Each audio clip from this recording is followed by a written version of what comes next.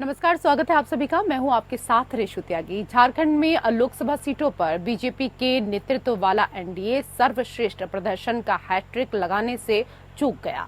दूसरी ore India गठबंधन ने अपनी मजबूत और गोलबंदी से मजबूत मौजूदगी दर्ज कराई। इस चुनाव में झारखंड में एनडीए को जहां 9 सीटों पर संतोष करना पड़ा, वहीं इंडिया गठबंधन के उम्मीदवारों ने 5 सीटों पर जीत दर्ज की। सिर्फ कम सीटें नहीं, बीजेपी की जीत का मार्जिन भी गिरा। 2014 और 2019 में झारखंड की 14 में से 12 सीटों पर एनडीए ने कब्जा जमाया था, लेकिन 2024 में एनडीए मात्र 9 सीटों पर जीत दर्ज कर पाया। इनमें बीजेपी ने 8 और आजसू पार्टी ने 1 सीट पर जीत हासिल की है। पिछली बार कांग्रेस और झारखंड मुक्ति मोर्चा को एक सीट पर जीत मिली थी। इस बार इंडिया गठबंधन को 5 सीटों पर कामयाबी मिली। इनमें झारखंड मुक्ति मोर्चा को 3 और कांग्रेस को 2 सीटों पर जीत मिली है। राज्य की 7 सामान्य और 1 एससी सीट पर जहां बीजेपी का दबदबा कायम रहा, वहीं 5 जनजातीय सीटों पर इंडिया गठबंधन ने जीत का परचम लहराया। पिछले चुनाव के मुकाबले इस बार सभी सीटों पर बीजेपी की जीत का फासला भी कम हुआ। कोडरमा से बीजेपी की अन्नपूर्णा देवी, पलामू से बीजेपी के वीडी राम और धनबाद से बीजेपी प्रत्याशी ढुल्लू महतो को बड़ी जीत मिली है।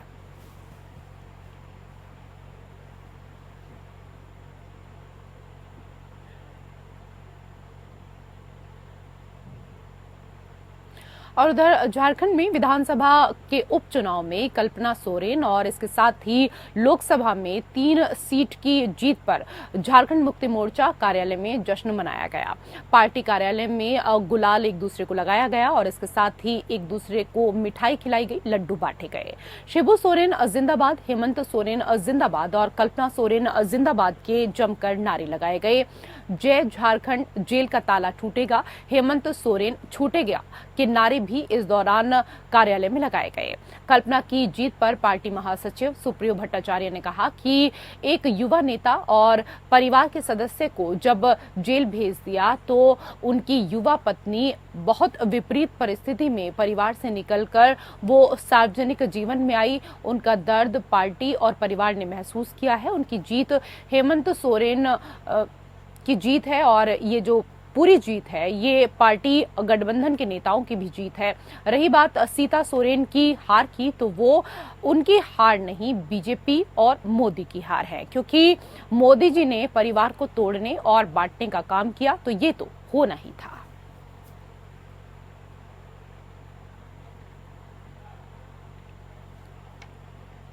उधर झारखंड मुक्ति मोर्चा केंद्रीय महासचिव सुप्रियो भट्टाचार्य ने लोकसभा चुनाव 2024 के परिणामों पर एक प्रेस कॉन्फ्रेंस के दौरान प्रतिक्रिया देते हुए कहा कि देश की जनता ने बीजेपी और नरेंद्र मोदी के नेतृत्व को नकार दिया है। भट्टाचार्य ने कहा कि वाराणसी में प्रधानमंत्री को 1 लाख से कुछ ज्यादा वोटों के अंतर से जीतना ये दर्शाता है कि ये जीत उन्हें जनता के समर्थन से नहीं बल्कि प्रशासनिक सहायता से मिली है।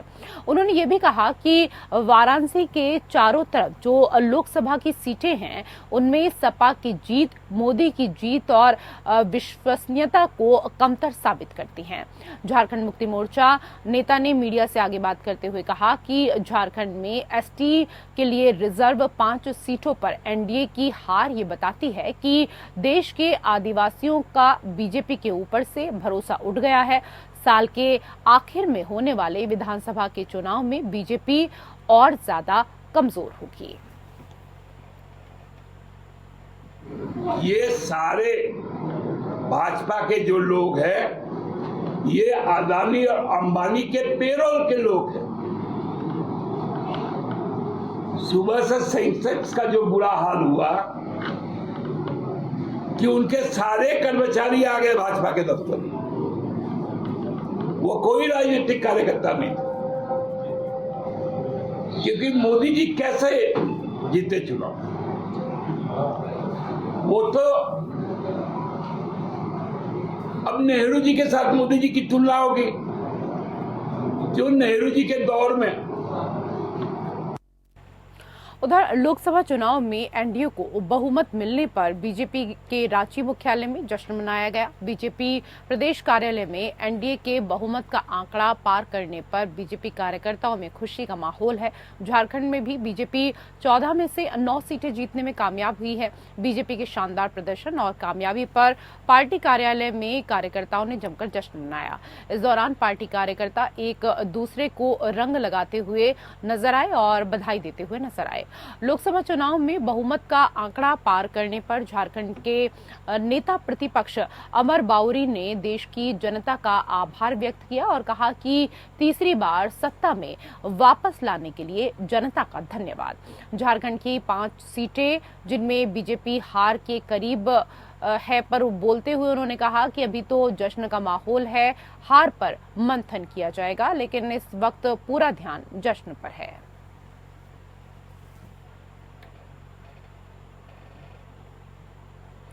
उधर लोकसभा आम चुनाव में झारखंड के 14 में से 9 सीटों पर विजय हासिल करने की खुशी में पहाड़ी मंदिर से पार्टी कार्यालय तक विजय जुलूस निकाला गया, जिसका नेतृत्व आजसू नेता जितेंद्र सिंह कर रहे थे। इस मौके पर उन्होंने कहा कि देश की जनता ने बीजेपी और एनडीए के कामों पर अपनी मुहर लगाई है और फिर से केंद्र में सरकार बनाने का अवसर दिया है, ताकि 5 वर्षों तक तरक्की और ज्यादा इस देश को दी जा सके और काम की जो रफ्तार है उसको और तेजी के साथ बढ़ाया जा सके।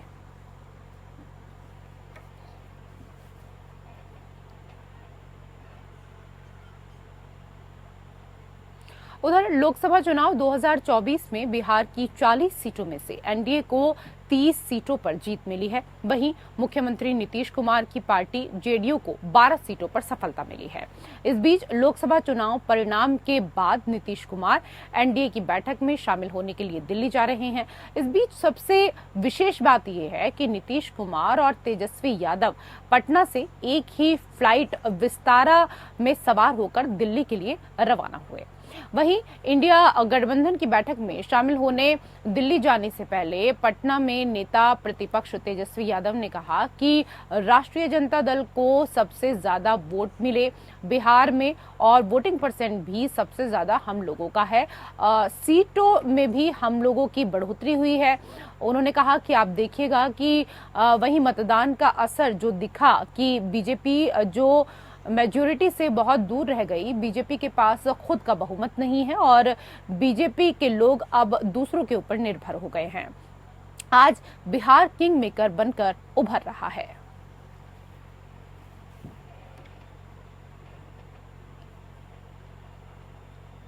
उधर महाराष्ट्र के डिप्टी सीएम देवेंद्र फडणवीस ने राज्य में पार्टी के खराब प्रदर्शन की जिम्मेदारी लेते हुए इस्तीफे की पेशकश कर दी है। उन्होंने कहा कि मैं महाराष्ट्र में ऐसे परिणामों की जिम्मेदारी लेता हूं क्योंकि राज्य में पार्टी का नेतृत्व मेरे द्वारा ही किया जा रहा था। बीजेपी आलाकमान से विनती करता हूं कि वो मुझे सरकार में जिम्मेदारी से मुक्त करें ताकि मैं आने वाले चुनाव में पार्टी के लिए ज्यादा से ज्यादा मेहनत कर सकूं। हालांकि अभी तक ये स्पष्ट नहीं हुआ है कि उनका इस्तीफा जो है वो अभी तक स्वीकार किया गया है या फिर नहीं।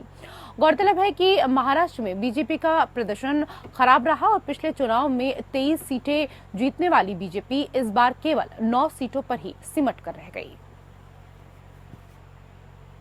मुंबई में महाविकास आघाड़ी को 24 लाख वोट है और हमको 26 लाख वोट है। महाविकास आघाड़ी से 2 लाख वोट ये मुंबई में भारतीय जनता पार्टी और एनडीए ने ज्यादा लिए हुए। दूसरा एक और चीज मैं कहना चाहता हूं कि 2019 में हमको 27.84 इतने वोट मिले थे। इस बार हमारे वोट बहुत थोड़े घटे हैं। बीजेपी की मैं बात कर रहा हूं, बीजेपी को 27.84 थे, इस बार 26.17 यानी 1.25 या 1.5% वोट ये केवल हमारे कम हुए हैं और उसमें हमारी सीटें 23 से सीधे 9 पर आई है। और वहीं अगर हम कांग्रेस का विचार करें तो कांग्रेस को 2019 में 16.41 वोट थे और एक सीट मिली थी। 16.41 से इस बार उनका प्रतिशत हो गया 17, यानी आधा % बढ़ा और उनकी सीटें 13 हुई है। उधर सीमा पर बैठी बीएसएफ की बटालियन को उस वक्त बड़ी सफलता मिली जब उन्होंने सूचना के आधार पर पंजाब पुलिस के साथ मिलकर एक तस्कर के घर पर छापा मारा। बताया जा रहा है कि बीएसएफ को अपने वरिष्ठ से सूचना मिली थी कि एक घर में तस्करों की तलाश है। लोपोके थाने के अंतर्गत गांव कक्कड़ में इस दौरान छापेमारी की जाए तो वहां से बड़ी संख्या में नशीली गोलियां मिलने की आशंका है, ये बताया गया था। इसके चलते बीएसएफ और पंजाब पुलिस ने गांव कक्कड़ निवासी बलविंदर सिंह और गुरप्रीत सिंह के घर पर छापा मारा। 1,97,65,470 रुपए की इस दौरान ड्रग मनी मिली है। आपको बता दें कि ये दोनों तस्कर हेरोइन बेचने का काम भी किया करते थे।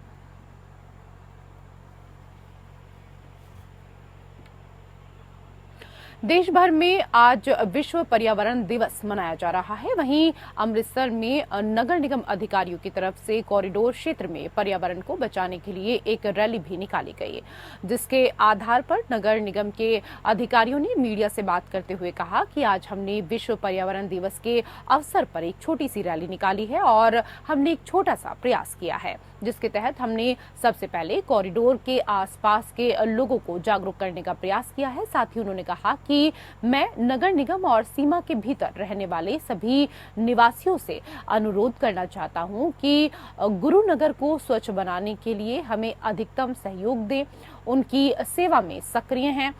जैसे कि हमने प्रकृति के बारे में बात की, प्रकृति में सबसे महत्वपूर्ण भूमिका पेड़ों की है। भले ही वो अपने तीर खत्म कर दें, लेकिन दूसरी चीज हमारा जीवन है, जो कि जीवन है। अगर हम जिएंगे और जो कुछ भी हम जिएंगे वो अनुशासन में रहेगा। प्रकृति का जो चक्र आया है वो बरकरार रहेगा अगर हम प्रकृति के चक्र को चालू रखेंगे। और मेरी राय में पर्यावरण आप अपनी स्थिति में आ जाएगा। हम प्रकृति को नहीं बदल सकते, बस उन्हें सावधान रहने की जरूरत है। भजनलाल शर्मा ने मध्य प्रदेश के राजगढ़ में पीप लोदी पर हुए दर्दनाक सड़क हादसे पर दुख व्यक्त किया। मुख्यमंत्री ने सड़क दुर्घटना में झालावाड़ जिले के 13 लोगों की मृत्यु पर गहरी संवेदना व्यक्त की। उन्होंने कहा कि विपदा की इस घड़ी में राज्य सरकार शोकाकुल परिजनों के साथ है। उन्होंने ईश्वर से दिवंगतों की आत्मा की शांति और शोक संतप्त परिजनों को ये आघात सहन करने की शक्ति प्रदान करने के लिए प्रार्थना की। साथ ही उन्होंने घायल नागरिकों के जल्द स्वस्थ होने की भी कामना की। मुख्यमंत्री ने प्रदेश के अधिकारियों को मध्य प्रदेश के अधिकारियों से समन्वय स्थापित कर पार्थिव शरीर दिवंगतों के परिजनों तक पहुंचाने और घायलों का समुचित उपचार सुनिश्चित करने के लिए आवश्यक दिशा निर्देश भी दिए।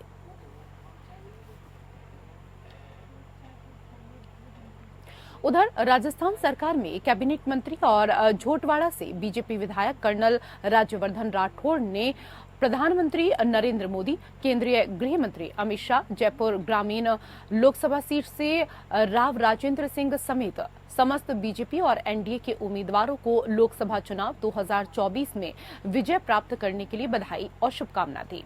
साथ ही जनता और कर्मठ कार्यकर्ताओं का आभार भी उन्होंने व्यक्त किया।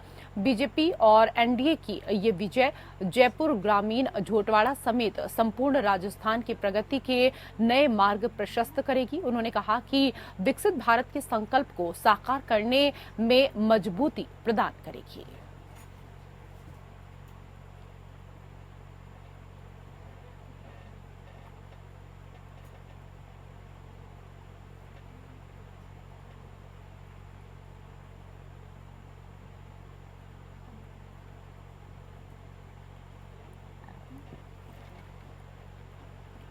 तो बीजेपी की विजय को लेकर यहाँ पर राज्यवर्धन राठौड़ काफी उत्साहित नजर आए और इसके साथ ही उन्होंने तमाम जनता को भी जीत की बधाई दी। खबर मोतिहारी से है, जहां जिले के मतदाता 3 संसदीय क्षेत्र शिवहर, पूर्वी चंपारण और पश्चिमी चंपारण के सांसद चुनने में अपनी भागीदारी सुनिश्चित करते हैं। सामान्य लोकसभा चुनाव 2024 के चुनावी परिणामों में तीनों सीट पर एनडीए ने अपना कब्जा जमाया है, जिसमें पश्चिमी चंपारण से बीजेपी के डॉक्टर संजय जायसवाल ने लगातार चौथी बार जीत दर्ज की है। उन्होंने कुल 5,80,421 मत प्राप्त कर अपने निकटतम प्रतिद्वंदी कांग्रेस प्रत्याशी मदन मोहन तिवारी को 1,36,568 मतों से पराजित किया। तो वहीं पूर्वी चंपारण से बीजेपी प्रत्याशी सह पूर्व केंद्रीय मंत्री राधा मोहन सिंह लगातार तीसरी बार जीत दर्ज कर चुके हैं, जिसमें उन्होंने 5,42,193 मत प्राप्त कर वीआईपी के प्रत्याशी डॉक्टर राजेश कुमार को 88,287 मतों से पराजित किया। वहीं सबसे हॉट सीट शिवहर से जदयू प्रत्याशी लवली आनंद ने 4,76,612 मत प्राप्त कर राजद प्रत्याशी ऋतु जायसवाल को 29,143 मतों से पराजित किया है। शिवहर में रामा देवी के टिकट कटने के बाद यहां वैश्य समुदाय की नाराजगी को लेकर अटकलें लगाई जा रही थी कि समुदाय का मत ऋतु जायसवाल को मिलने से यहां की लड़ाई दिलचस्प होगी। वहीं शिवहर के पूर्व सांसद आनंद मोहन सिंह की पत्नी लवली को इस दौरान अपने सवर्ण जाति के समीकरण के साथ नरेंद्र मोदी के नाम पर जीतने का अनुमान था और आखिरकार दिलचस्प मुकाबले के बीच लवली आनंद ने जीत दर्ज की।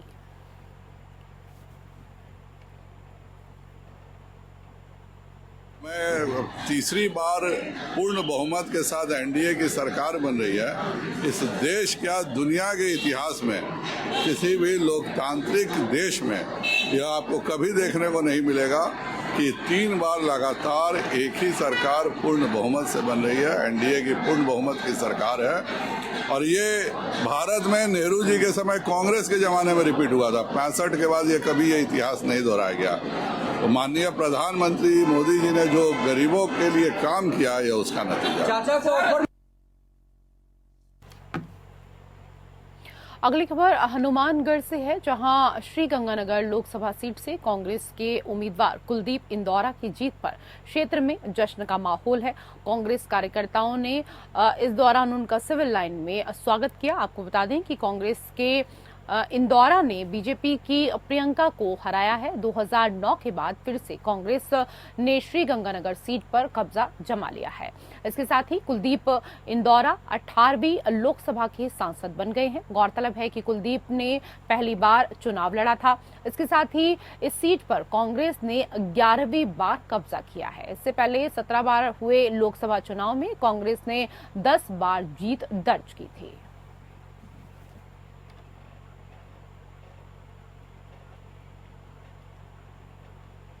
तो लोकसभा चुनाव 2024 का परिणाम चौंकाने वाला आया है। 400 पार का नारा देने वाली पार्टी 300 का आंकड़ा भी छूती हुई नहीं नजर आई।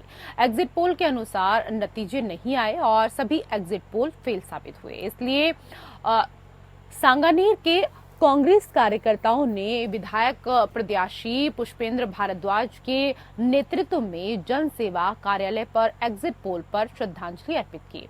इस दौरान पुष्पेंद्र भारद्वाज ने कहा कि एग्जिट पोल के नाम पर जनता के बीच में एक भ्रम फैलाया गया, जिससे कांग्रेस के वोट बैंक पर प्रभाव पड़ा है। जिस पार्टी के मुखिया ने बिना वोटिंग के ही 400 पार का नारा देकर जनता का अपमान किया था, उनको आज पता चल गया होगा कि लोकतंत्र में जनता के वोट से बहुमत मिलता है, न कि खुद के जारी किए हुए आंकड़ों से। इस तरह से जनता को भ्रमित करने का काम करना बिल्कुल भी उचित नहीं है।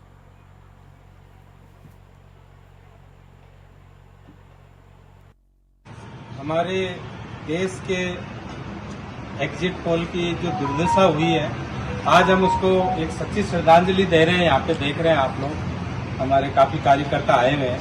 ये श्रद्धांजलि इसलिए है कि जितने भी एग्जिट पोल यहाँ बोले गए थे 300 पार 400 पार, वो सारे धराशायी हो गए और उनको एक श्रद्धांजलि बनती है। और उनको एग्जिट पोल और उनकी एजेंसियों को आगे भविष्य में सबक लेना चाहिए कि हम झूठ का इतना बड़ा ढिंडोरा भी नहीं पीटे किसी को फायदा पहुंचाने के लिए कि जनता आपकी तरफ कभी जीवन में मुंह करके भी नहीं देखे। और अगली खबर छत्तीसगढ़ के नोहर से है, जहां agro industry development board Jaipur और कृषि विभाग के जिला प्रभारी अधिकारी संयुक्त सचिव चंद्रभान सिंह गिल नोहर पहुंचे। उन्होंने यहां सहायक निदेशक कृषि कार्यालय पहुंचकर कार्यालय का निरीक्षण किया। इस मौके पर उन्होंने सहायक निदेशक कृषि राम प्रताप गोदारा के साथ विभागीय योजनाओं की समीक्षा बैठक कर चालू वित्तीय वर्ष में 100% प्रगति अर्जित करने के निर्देश दिए। बैठक उपरांत चंद्रभान सिंह गिल कृषकों की तरफ से की जा रही हाईटेक फार्मिंग के अवलोकन के लिए गांव भगवान के कृषक हरि सिंह की तरफ से कृषि विभाग से अनुदानित सिंचाई डिग्गी पर सोलर यंत्र से 2.5 हेक्टेयर में खजूर के बाग का उन्होंने अवलोकन किया। इस मौके पर कृषक हरि सिंह ने बताया कि हाईटेक फार्मिंग को अपनाकर प्रति हेक्टेयर 8 लाख की आमदनी अर्जित कर रहे हैं। अवलोकन के दौरान गिल ने कृषकों को विभिन्न विभागीय योजनाओं का लाभ उठाकर उत्पादन प्राप्त करने के लिए इस दौरान काफी प्रेरित किया। राज्यों से जुड़ी हुई खबरों में मेरे साथ फिलहाल इतना ही। नमस्कार।